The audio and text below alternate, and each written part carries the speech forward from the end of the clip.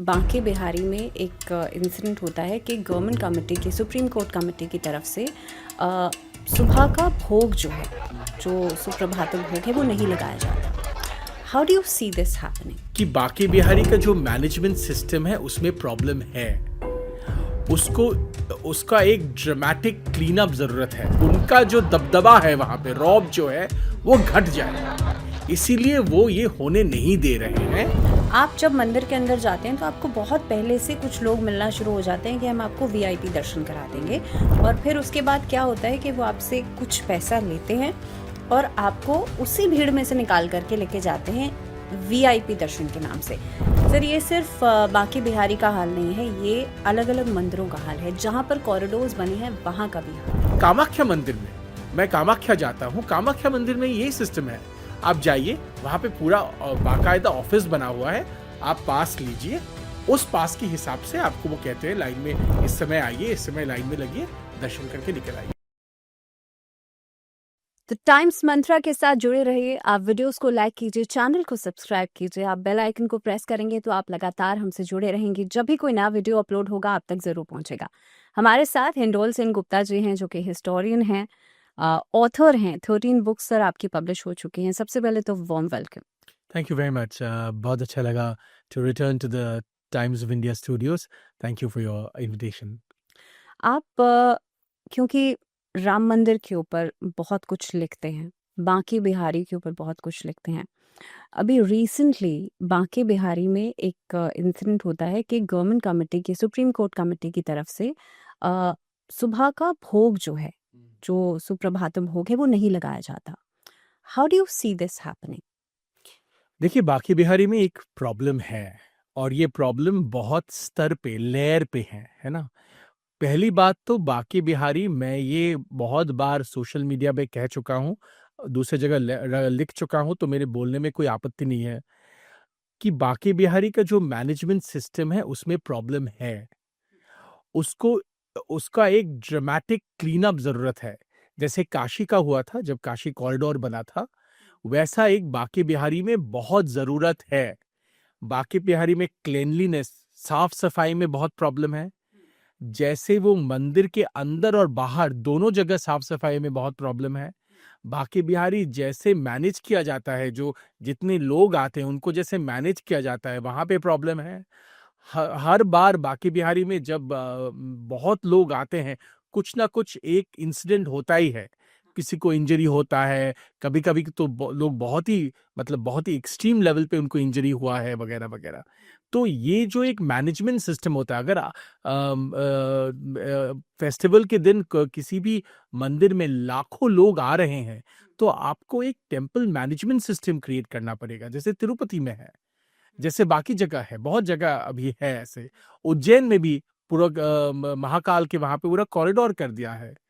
तो वो अगर बांके बिहारी में आप नहीं करेंगे, ये होता रहेगा। और सरकार के पास, उत्तर प्रदेश सरकार ने एक पूरा प्लान बनाया है कि इसको कैसे हम एक ऑर्गेनाइज तरीके से कॉरिडोर बना सकते हैं। पर कुछ वहां पे वेस्टेड इंटरेस्ट, जिसको हम अंग्रेजी में कहेंगे, वो है वहां पे, जो इसको रोक रहे हैं। और ये लोकल वेस्टेड इंटरेस्ट है, क्योंकि क्या होगा अगर ऑर्गेनाइज्ड हो जाएगा, तो उनका जो वर्चस्व है वहां पे, पोलाइट अगर मैं बहुत वो वर्ड यूज करूं, उनका जो दबदबा है वहां पे, रौब जो है वो घट जाएगा। इसीलिए वो ये होने नहीं दे रहे हैं।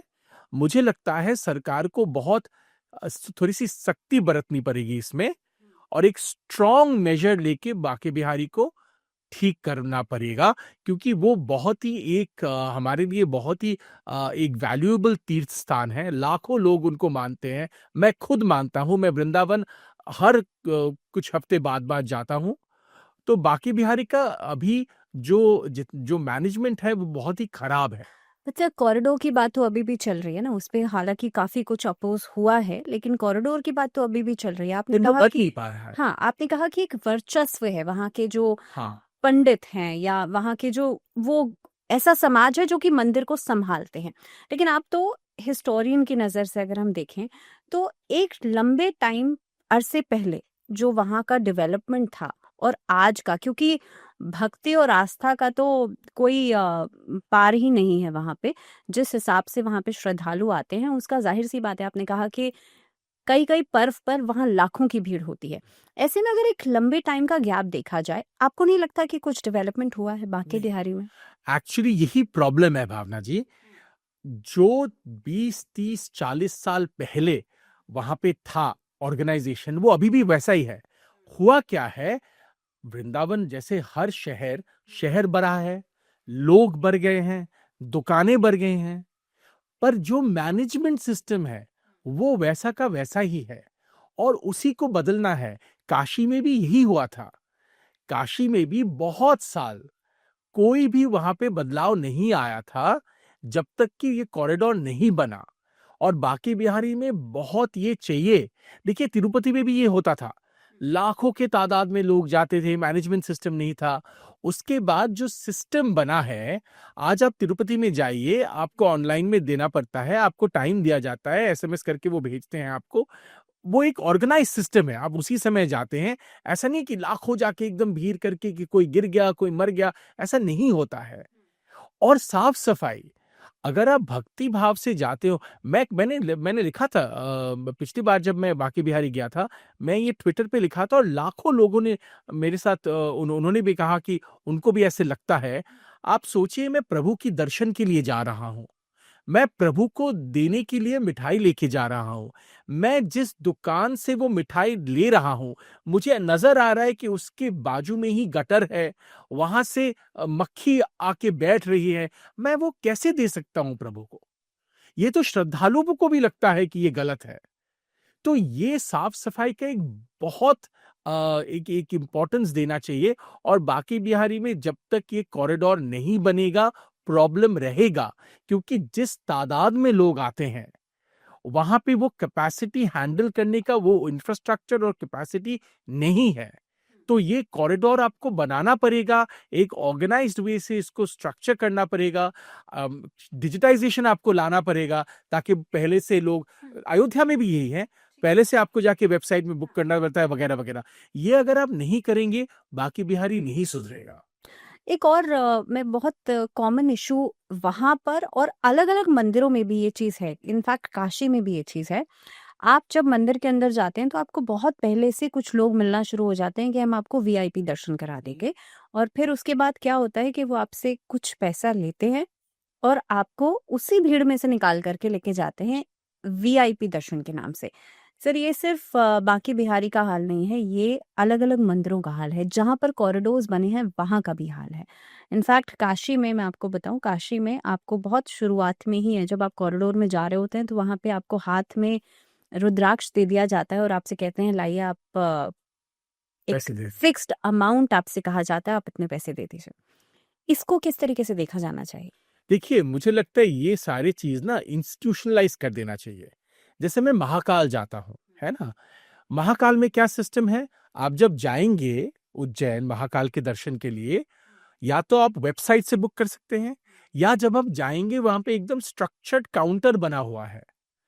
आप जाके वो उसके अलग-अलग लाइन है, आपको शायद अगर जल्दी जाना है, आपके पास समय नहीं है, आप वो जो जो भी एक एक एक स्तर का पास बनता है, वो आप पेमेंट कर सकते हैं, पास ले सकते हैं और अंदर जा सकते हैं। ये इसको इंस्टीट्यूशनलाइज़ करना होता है। अगर आप ये लोकल लोगों के हाथ में छोड़ेंगे, तो कुछ लोग ऐसे होंगे जो अच्छे होंगे, श्रद्धालु होंगे, पर कुछ लोग तो इसका एडवांटेज हमेशा लेंगे और लेते आए हैं। हमारे हर धर्मस्थल में ये प्रॉब्लम्स हैं। तो मुझे लगता है इसको जैसे तिरुपति में हुआ है, जैसे उज्जैन में हुआ है, इसको इंस्टीट्यूशनलाइज़ कर देना चाहिए, ताकि इसमें जो ह्यूमन इंटरफेस जिसको हम कहते हैं, वो घट जाए। जो भी होगा एक स्ट्रक्चर्ड तरीके से होगा। आप समय से जाइए, समय से लाइन में लगिए, दर्शन करके पूजा करके निकल के आइए। पर ये जो कोई भी आके आपको बोलेगा इतना पैसा दे दो, उतना पैसा दे दो, ये एक गलत चीज़ है। कामाख्या मंदिर में, मैं कामाख्या जाता हूँ, कामाख्या मंदिर में ये सिस्टम है। आप जाइए, वहाँ पे पूरा बाकायदा ऑफ़िस बना हुआ है, आप पास लीजिए, उस पास के हिसाब से आपको वो कहते हैं लाइन में इस समय आइए, इस समय लाइन में लगिए, दर्शन करके निकल आइए। तो जब तक आप देखिए, हम हर चीज़ में हमारे देश में इंस्टीट्यूशनलाइज कर रहे हैं, है ना, डिजिटाइजेशन ला रहे हैं, तो हमारे धर्मस्थल को क्यों नहीं हम ऐसे करेंगे? हिस्ट्री की बात करते हैं क्योंकि आप तो हिस्टोरियन हैं और खास तौर पे आप श्रीला श्रीला प्रभुपाद के बारे में आपने लिखा है, आपकी बुक भी है। इस्कॉन मंदिर की हिस्ट्री, क्योंकि बहुत सारे लोगों का ये मानना है कि वेस्टर्नाइज है और कहीं ना कहीं पे यहाँ पे जो डोनेशंस आती हैं वो भी बाहर जाती हैं। इसको कैसे समझा जाए? नहीं देखिए, सबसे पहले तो उसका फाउंडेशन की बात कर लेते हैं। जी देखिए, इस्कॉन तो गौड़िया वैष्णवाइट ट्रेडिशन जो है, गौड़ीय वैष्णवाइट वैष्णव जो परंपरा है, उसमें गौड़ीय वैष्णव परंपरा कहाँ से आता है? चैतन्य महाप्रभु से आता है। चैतन्य महाप्रभु ने कहा था कि आप सब कुछ छोड़ दीजिए, हरि का नाम लीजिए और हरि का नाम लेने से आपको हरि मिलेंगे। भक्ति आप और उन्होंने महामंत्र दिया था, हरे कृष्णा कृष्णा कृष्णा हरे हरे, हरे राम राम राम हरे हरे। उन्होंने कहा था कि कलयुग में प्रभु जो है वो वाक से, आप जितना मंत्र के रूप में प्रभु आते हैं, आप जितना मंत्र का उच्चारण करेंगे, प्रभु आपको आपके साथ होंगे।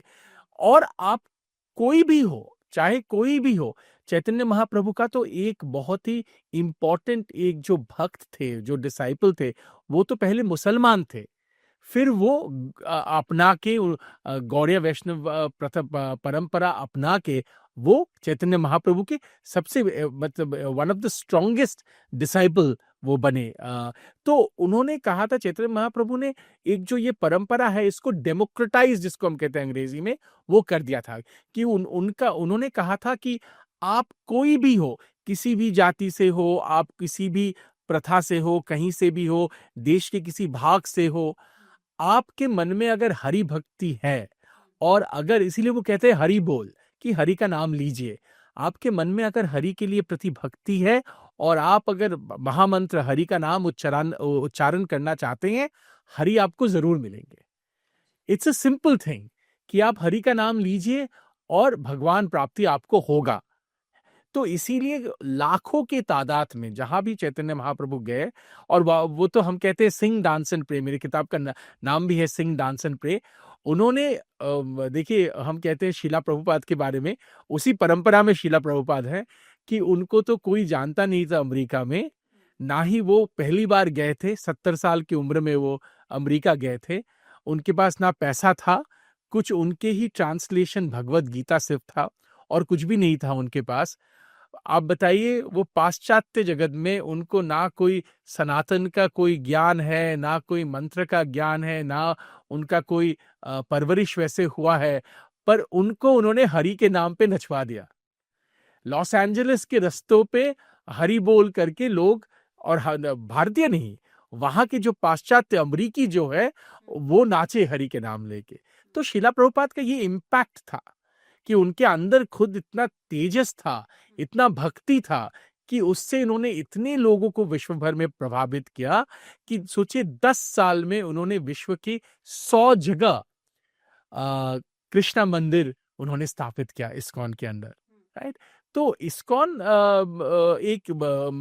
मैंने किताब में भी लिखा है, स्वामी विवेकानंद जी के बाद सबसे बड़ा ग्लोबल इम्पैक्ट, अगर आप किसी सनातन धर्मिक किसी के इंस्टीट्यूशन को देखें, जिनका सिर्फ भारत में नहीं पूरे विश्व में एक इम्पैक्ट हुआ है, वो इस्कॉन है। ऑफ कोर्स स्वामी विवेकानंद तो थे ही, और उनके बारे में सबको पता है, उसके बारे में मैंने किताब लिखा है। पर स्वामी जी के बाद शीला प्रभुपाद जी का सबसे ज्यादा ग्लोबल इम्पैक्ट है, अमेरिका में है। बीटल्स जो एक बहुत पॉपुलर बैंड है, उनके जॉर्ज हैरिसन एक लेखक थे जो संगीत लिखते थे, वो शीला प्रभुपाद जी के भक्त बने, वगैरह वगैरह।